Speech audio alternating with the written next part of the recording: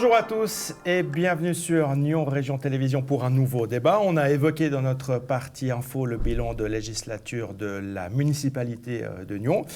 Eh bien, c'est aussi l'heure de tirer le bilan pour le conseil régional, pour Région Nyon. 4 invités autour de cette table pour en parler. Je ne serai pas très galant en commençant par le seul monsieur qui est présent sur ce plateau, c'est Patrick Freudiger, le secrétaire général de Région Nyon. Bienvenue sur ce plateau.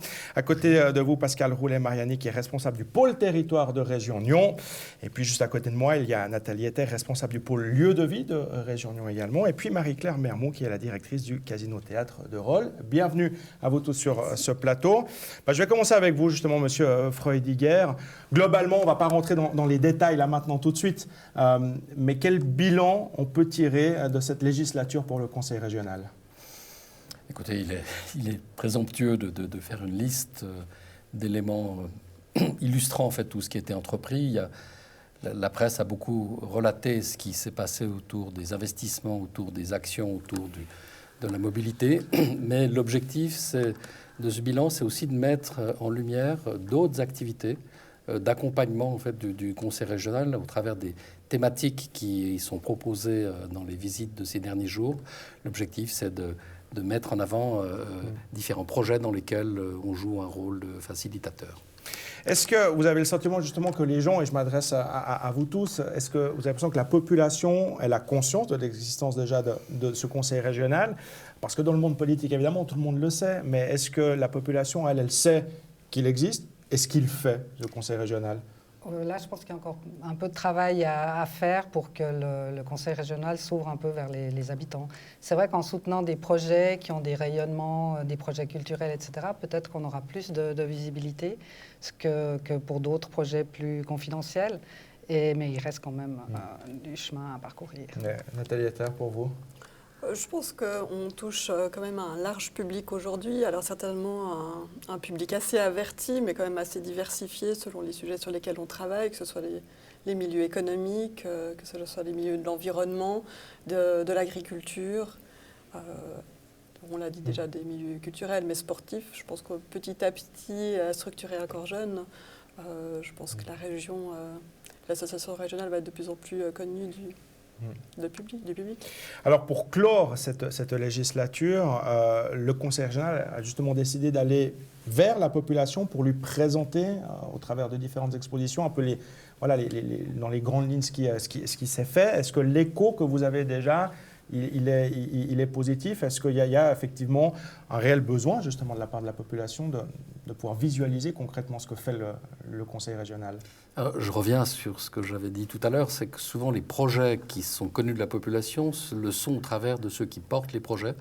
Et puis le conseil régional, il est souvent en appui derrière ces porteurs de projets, donc il a un rôle peut-être plus ingrat, où on fait un travail d'accompagnement, de facilitation, de recherche de fonds auprès de ses partenaires, de mise en réseau. Et puis, ce qui nous importe, c'est surtout que les projets en fait, atteignent leur cible et puis que lorsqu'ils concernent telle ou telle catégorie de la population, que l'impact soit atteint.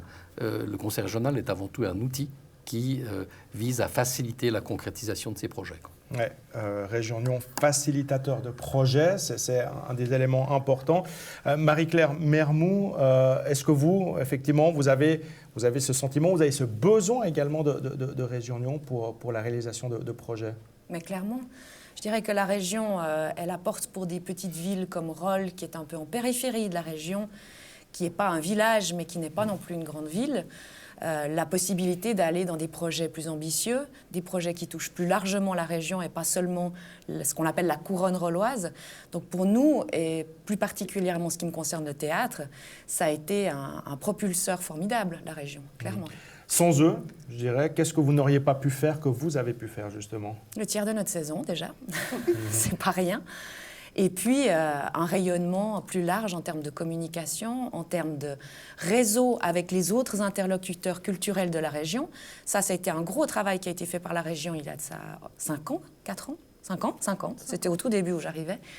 Et c'était formidable parce que tous les interlocuteurs culturels de la région se sont rencontrés, ont commencé à échanger et à travailler ensemble, ce qui n'était pas le cas avant. Et ça, clairement, pour nous, on est toujours plus fort à plusieurs que tout seul. On s'est mis en place en binôme, en trinôme, des collaborations. Et ça apporte une richesse, non seulement pour nous, professionnels de la culture, mais aussi pour le public. Rôle fédérateur, donc aussi pour le conseil régional. Oui, tout à fait. Et puis c'est vrai que le cas de la culture est assez facile aussi à matérialiser, parce que c'est aussi pour nous, nous incitons ces acteurs à travailler ensemble. On pose des conditions. Si la région, comme l'a dit Marie-Claire, participe à financer aussi une partie du projet, ça permet aussi à ce que ces acteurs travaillent ensemble, à ce qu'ils accompagnent de la création artistique. Il y a eu quelques coproductions entre le Théâtre de Rolle et l'usine à gaz, par exemple, entre le Phare et le Théâtre de Rolle. Et puis, ça a aussi un effet de levier qui n'est pas anodin. En 4 années, on a vu l'apport des financements cantonaux sur les différents projets culturels de la région de Nyon augmenter de façon considérable. De près de 30%, donc c'est pas rien. Et puis ça montre que si les acteurs se mobilisent, c'est que la région est facilitateur et elle a aussi cet effet de capacité d'accompagner ces porteurs de projets à recevoir aussi des soutiens tiers, comme le canton, voire de fondations. Il y a la culture, il y a le sport, il y a aussi le tourisme, il y a plein de choses, il y a l'aménagement du territoire. On a évoqué dans la partie info aussi la RDU, le Région Nyon est là derrière aussi pour cela. La région, elle accompagne aussi des porteurs de projets sur des questions d'aménagement du territoire. Elle participe aussi à l'agglomération du Grand Genève dans ces questions-là, qui est aussi un levier intéressant pour accompagner et obtenir des financements de la Confédération. Donc il y a diverses manières d'accompagner les projets. C'est vrai qu'on ne pilote pas toujours, mais on est souvent en soutien et en accompagnement. Et c'est des dimensions qui sont aussi assez importantes et qui sont assez attendues de la population, qui, disons, se lamente souvent du manque d'infrastructures ou du manque de développement. Globalement, le bilan, on le sent, il est positif pour cette législature, pour le Conseil régional. Est-ce qu'il y a des regrets, des manques, quelque chose que vous auriez souhaité terminer pendant la législature, que vous n'arriverez pas à faire ? Écoutez, la plupart des projets sur lesquels on travaille s'inscrivent souvent dans le temps long, parce que ce sont des projets d'intérêt régional. Je vous donnerai l'exemple de la Garenne. Il y a eu 12 ans de travail pour arriver à l'inauguration au mois d'avril dernier. Donc, quelque part, le Conseil régional, dès le départ, a été en accompagnement du Conseil de fondation derrière ce projet. Donc, je dirais, on est dans une phase à la fin de cette législature, on a plein de choses qui sont engagées, en fait, en soutien à toutes sortes de porteurs de projets. On a effectivement de nouveaux instruments avec le DISREN qui est évoqué par nos représentants politiques, qui va permettre en fait de concrétiser plus facilement et plus aisément certains de projets. Et puis je dirais, on a une satisfaction dans le domaine de la mobilité, mais ne soyons pas non plus présomptueux. C'est-à-dire qu'en fait, on observe qu'il y a une amélioration de la fréquentation des transports publics, mais on doit poursuivre ce travail au travers en fait, de la sensibilisation des usagers, au travers de produits combinés, en intéressant les lieux qui sont desservis, les lieux culturels, les centres d'emploi économique, pour que finalement cette offre soit utile au-delà en fait, des déplacements domicile-travail. Alors avec la nouvelle législature qui arrive, il y aura forcément du changement au sein du Conseil régional, notamment dans le comité de direction. Quand on est bénéficiaire justement de la part du Conseil régional, on craint un peu la nouvelle législature qui arrive en se disant tiens, on espère que ça va aller ça va continuer dans la même direction, ou bien est-ce que vous craignez un peu de ne plus avoir autant de soutien, ou peut-être même vous espérez en avoir encore plus? Moi, je préfère cette version-là. Oui, oui. Bien sûr que c'est toujours un moment charnière. L'équilibre est bouleversé au sein des autorités politiques. Maintenant, à nous de nous faire entendre à ce moment-là, au moment où les projets où les porteurs politiques doivent découvrir les projets où ils en sont, et probablement aussi avoir envie d'en créer de nouveaux. Donc il faut être force de proposition, il faut être force de communication pour communiquer l'importance que ça a pour nous, la pertinence que ça a pour nous, je ne dis pas nous en tant qu'organisateurs, mais pour une région et pour une collectivité. Donc bien sûr c'est un moment de chamboulement, mais c'est un moment stimulant aussi. Ça permet de se remettre en question. Vous vous réjouissez de rencontrer justement les nouveaux décideurs et acteurs de ce conseil régional? Toujours, bien sûr. Ouais. Oui. Pour vous, qu'est-ce que ça va changer, la nouvelle législature qui va gentiment arriver? C'est vrai qu'au niveau de notre organe exécutif, il y aura quand même un important changement de renouvellement. Donc ça signifie aussi de passer le témoin sur certains dossiers, d'informer sur l'actualité de certains projets qu'on suit. Ces derniers jours, on a organisé des ateliers sur la filière bois, sur les plans de mobilité d'entreprise avec le guichet mobile. Donc voilà, ça sera toutes des informations à transmettre pour qu'ensuite le portage politique puisse accompagner nos démarches. Mais ça reste toujours plein d'ouvertures, de nouvelles opportunités. Et je pense que l'évolution de la région en une législature a été assez importante. Et puis ça présage plutôt de bonnes choses pour la suite. Pour vous, Pascal Roulet? Pour nous aussi, c'est toujours l'occasion aussi de faire un peu un bilan du travail qu'on a accompli. Ça permet aussi de réorienter et de trouver peut-être d'autres pistes à développer pour l'avenir et peut-être des soutiens différents avec des personnalités qui ont tout à coup envie de porter des nouveaux projets. Et ça, c'est une belle opportunité pour une structure comme une association de communes.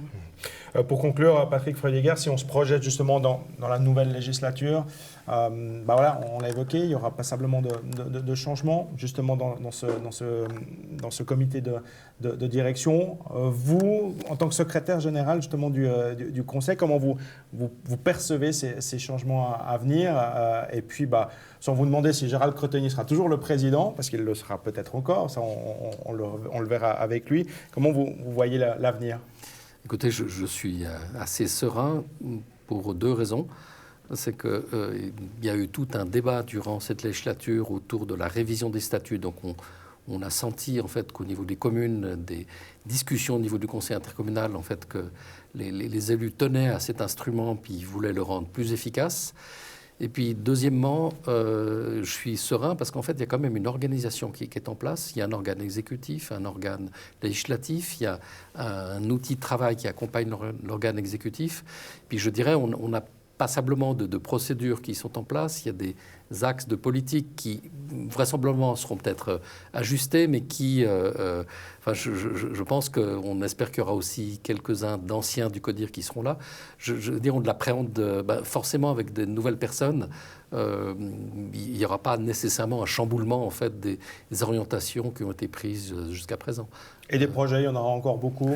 Oui, alors ça, c'est toujours l'éternelle question, c'est qu'on est, on est beaucoup plus sollicité qu'on est capable en fait d'accompagner les projets. Donc on est toujours dans une difficulté à pouvoir accompagner comme les porteurs de projets le souhaiteraient. C'est une nécessité, que c'est un besoin, justement. Alors effectivement, nous qui sommes dans la cuisine au quotidien, on constate en fait qu'on est extrêmement sollicité, mais qu'il y a une organisation avec des procédures qui fait que il ne devrait pas y avoir de chamboulement, peut-être de nouvelles orientations, mais qui permettraient d'être un peu plus efficaces et peut-être plus performants dans certains domaines à l'avenir.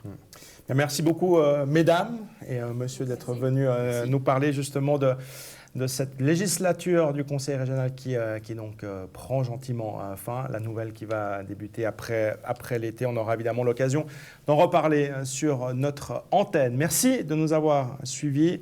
Le programme continue, que ce soit sur l'antenne, que ce soit sur notre site internet ou notre page Facebook. Très belle suite de programmes à vous et à très bientôt.